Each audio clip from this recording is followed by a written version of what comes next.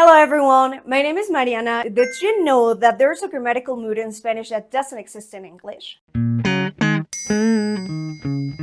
English, we might use phrases like I wish, I recommend you to, or it is important that. In Spanish, we also have to use a specific type of verb conjugation in sentences like these to make them work. It's called a subjunctive, and while it might sound a bit mysterious, it's actually the key to sounding more natural and confident in Spanish. Today, I'm going to teach you 5 incredibly useful sentences that will not only help you understand the subjunctive, but also make you want to use it. Vamos a ver cómo funciona. So, what exactly is a subjunctive? The subjunctive mood isn't about facts or statements. It's about possibilities, emotions, doubts, and desires. Think of it as a Spanish way of expressing what might happen or what we hope will happen. Here on the channel, we have a whole series to help you understand deeply the logic, meaning, and use of the subjunctive mood, even if you're a beginner. I'll leave the link in the description below. Espero que tengas un buen día. This is a classic subjunctive sentence, and it's super easy to use. Espero que triggers a subjunctive because it expresses a wish. Also, notice how tengas is in the subjunctive form here. Here's a quick tip. Anytime you express a hope or desire, like espero que te guste, the subjunctive comes in handy. Es importante que estudies español. When expressing importance or giving recommendations, we use the subjunctive.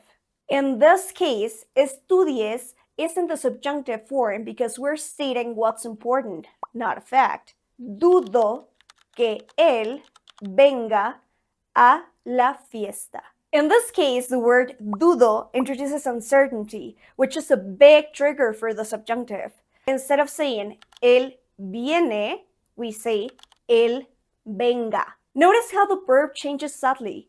It's like the subjunctive has its own flair or something like that. If you're starting to feel excited about learning Spanish once and for all, but you're not so sure what the next step is, I highly recommend you to check out Spanish55.com because we work one-on-one with students to tackle challenges like the subjunctive, for example, helping you gain the confidence to speak naturally and fluently. So click the link in the description to schedule a free consultation and let's take your Spanish to the next level. Now let's get back to our sentences. Quiero que me ayudes con esto. Whenever you express what you want someone else to do, like in quiero que, you'll need the subjunctive. In this case, ayudes is in the subjunctive because it's stating a desire, not a fact. Ojalá que no llueva mañana. The word ojalá is one of my absolute favorite ones because it's like saying hopefully or I hope. This word always triggers a subjunctive, so we say llueva instead of llueve. And here's a fun fact. A lot of Spanish words come from the Arabic language because the Moors occupied Spain for about 800 years. And the word ojalá comes from the Arabic and literally means God willing. Ojalá. How cool is that? Let's quickly review those 5 sentences one more time. Espero que tengas un buen día. Es importante que estudies español.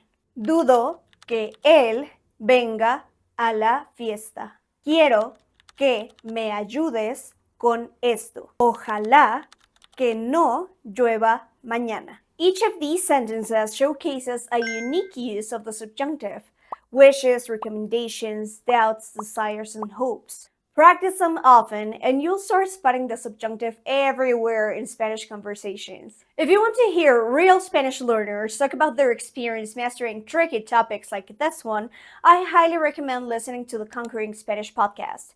It's full of inspiring stories from Spanish 55 students, and it will remind you that you're not alone on this journey. Don't forget to like this video, subscribe to our channel, and let me know in the comments which sentence you found the most helpful. Or you can even share your own subjunctive sentence. I love to hear from you. Nos vemos en el próximo video. Hasta luego.